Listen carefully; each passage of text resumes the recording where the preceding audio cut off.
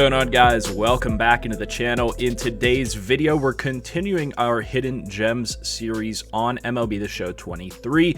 We are on the most updated roster in a brand new franchise file, and we're going to be covering right fielders. So we're going to give you guys 10 right fielders and break down all the pros and cons of those players that you might be able to sneak into your lineup or utilize in some specific way in your organization to give yourself an advantage in franchise mode in MLB The Show 23. Real quick before we get into the video, I just want to urge you guys to check out some of the links down in the description.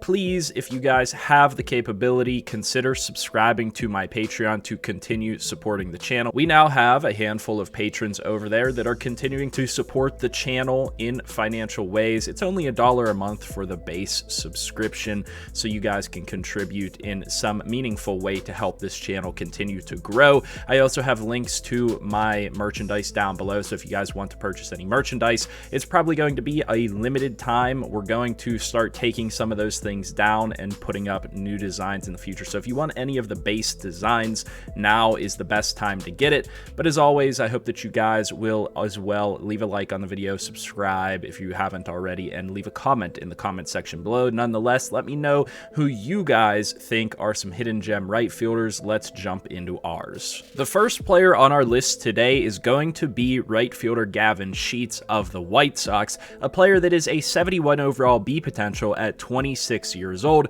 So he is still very much a prospect and has much room to grow as a player, but doesn't come in with any crazy good statistics in any particular area. He's pretty good against righties with 67 contact to start and 77 power on that side. His vision is decent at 64, and then he's got 50 plus discipline, 60 plus clutch. So those things are going to be nice as a baseline to start off with, knowing that this guy is going to be able to provide value at the plate early on and going to be able to grow as a batter as well. He's not a great fielder in any particular sense of the word, but he does have some half-decent baseline statistics that I think after a couple of years will be pretty solid and serviceable in that corner outfield spot. This isn't going to be a guy that has a big arm for you and is going to be able to put guys out like you would see with a lot of the traditional corner outfielders in the MLB, but he does still at least have 56 arm strength, which is somewhat serviceable, and that can go up knowing his age and his potential.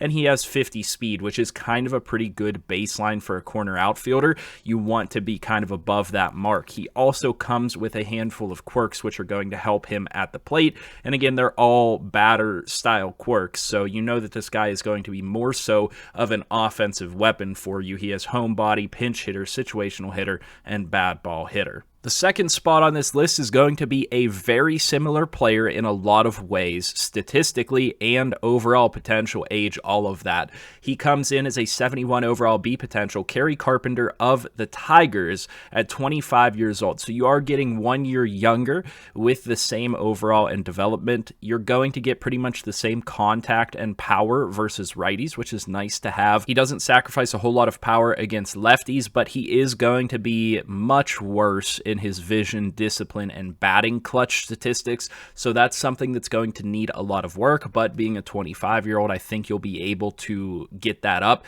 He does have a much better arm, though, which is going to be something a lot of people are looking for in that corner outfield spot, even if the player is good at the plate. So this guy coming in with 53 fielding, 70 arm strength, 63 arm accuracy is going to be a really good base to build off of for a prospect. He comes in with very similar speed at 55, but he does not come in with any quirks. So you have some trade-offs there between these first two players, very similar players, both with B potential, both with room to grow, but a little bit more of one thing being the defensive side of things for Carrie Carpenter if you really prefer having a good defensive player to play that corner outfield spot. Next up on this list is going to be a really good utility-style defensive prospect in Nate Eaton at a 69 overall C potential at 26 years old. He still does have some room to grow, and if you do really well with him, I could see him potentially reaching B potential, potentially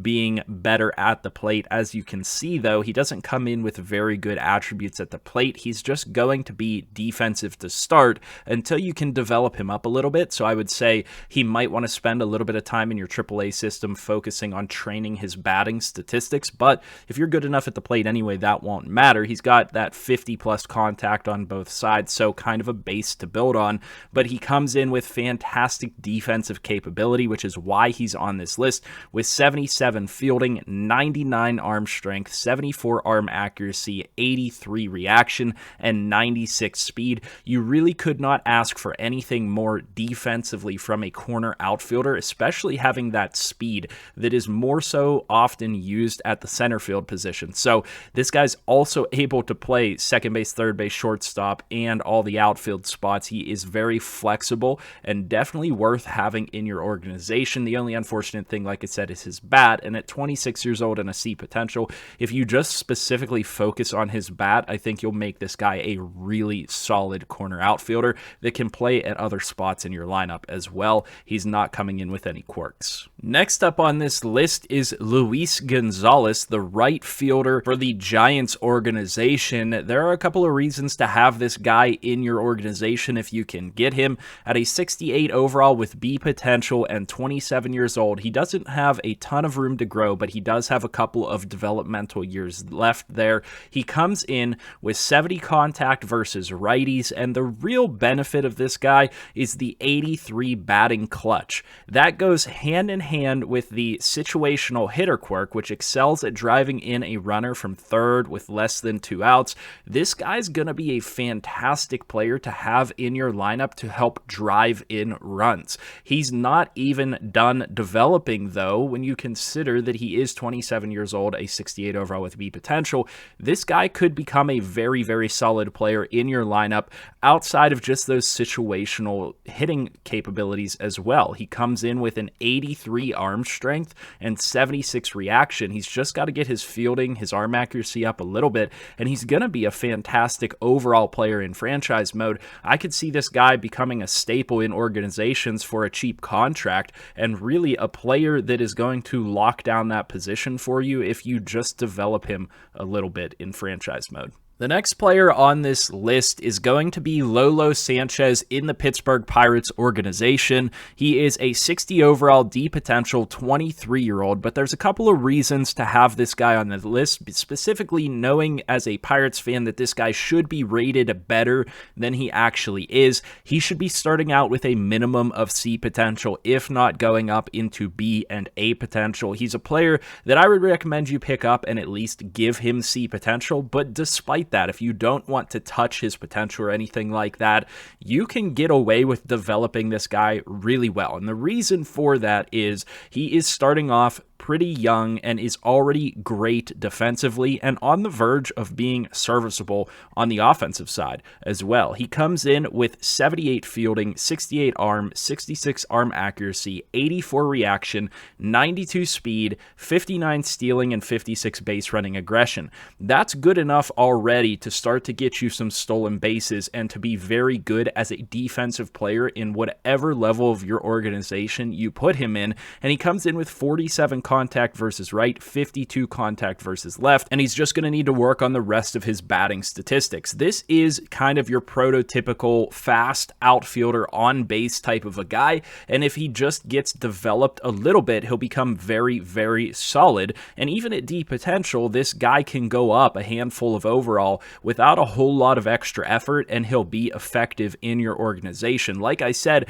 I see him rising beyond what his overall and potential is right now, but I think that for your organization, you could find a way to grab this guy for next to nothing and make him into a very solid ball player in MLB franchise mode. Kind of in a similar regard, I want to mention Mason Orr here, who is a 60 overall C potential at 21 years old, so a really solid overall age combination for a C potential player that is already coming in with well-rounded defensive stats and adds some speed and base running potential for you, coming in with that 60 plus in every defensive category, 83 speed and 47 stealing, 42 base running aggression. He's a similar player to Lolo Sanchez, maybe not as fast, not as good defensively, but I see long-term this player developing into a really solid piece for your franchise, maybe even just developing into a really good trade piece. Coming in with that 49 contact versus right, of course, all of his batting statistics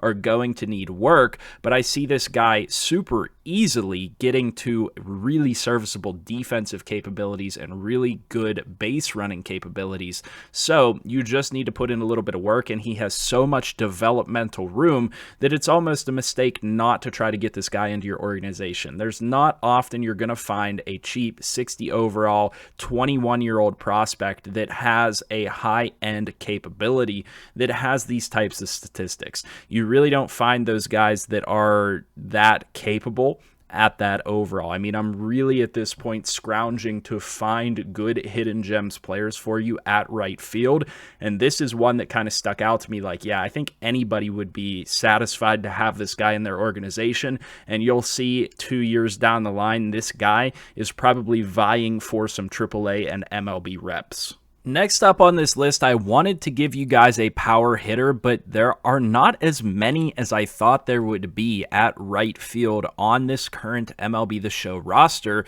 and so we had to kind of go up in overall. I still feel like this guy is a hidden gem because it's not too often people are going to look at a 79 overall 32-year-old player and say, yeah, that's my guy for my team. So at a 79 overall with B potential and 32 years old, Trayce Thompson has a few good years left in MLB The Show franchise mode, especially, and he's coming in with 70 contact versus right, 86 power versus right, which is really what we were looking for when I was trying to find this player.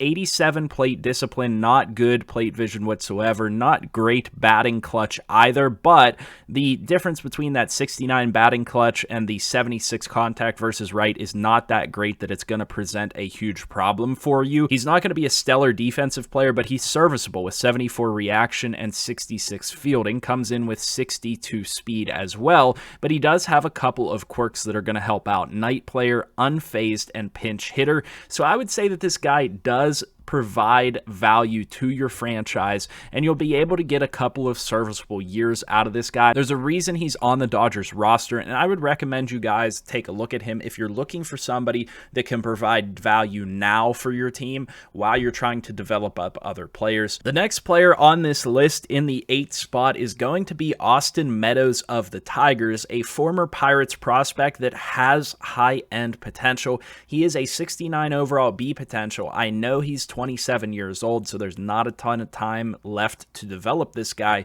but there's a reason that he's on here. Number one, I get this guy in a lot of my franchises, especially Pirates franchises, because I feel like it was a huge mistake for the Pirates to get rid of this guy.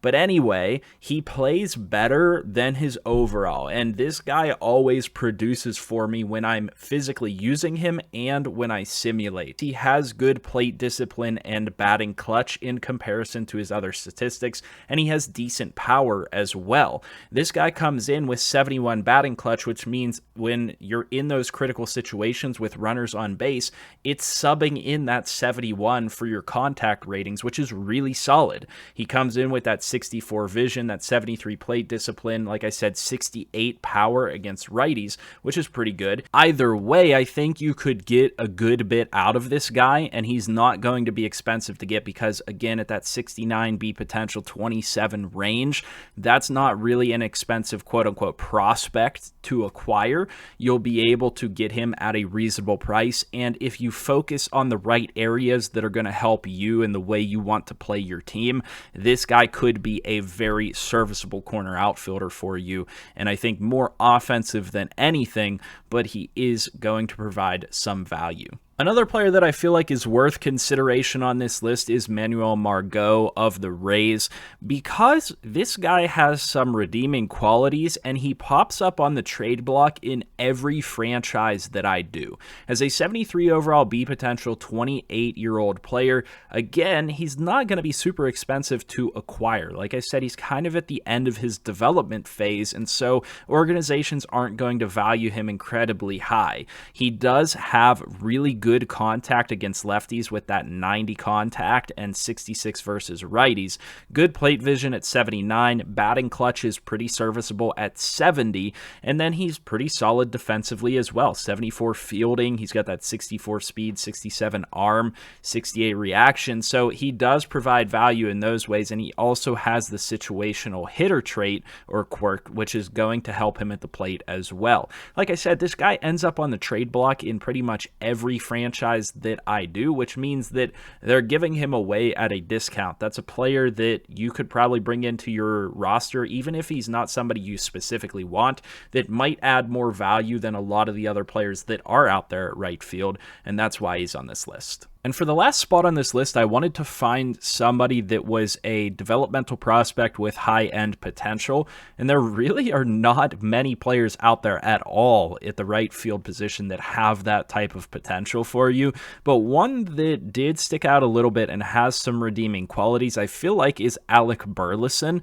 who is a 62 overall B potential. He has over 85 potential, which is solid for any prospect within franchise mode, but he comes in with a solid bat and solid power to start off with. 58 contact versus right, 50 contact left, 56 power right, 48 power versus lefties. His vision, discipline, and batting clutch can all be boosted to a serviceable level. He's not going to be great defensively, but his arm is not terrible. He just needs work on his fielding and his reaction. Right now, he's going to be more of a DH type of a player as he progresses, but those things can be worked on. Unfortunately, this is not going to be as good of a developmental type prospect as we've seen with other positions, but the right field position in MLB The Show in this current roster is just simply not as good as those other positions, so keep that in mind. If you are looking for a developmental corner outfielder, Alec Burleson might be one of your best bets. Nonetheless, that's been 10 hidden gem players in right field. I hope you guys enjoyed. Make sure you check out those links in the description.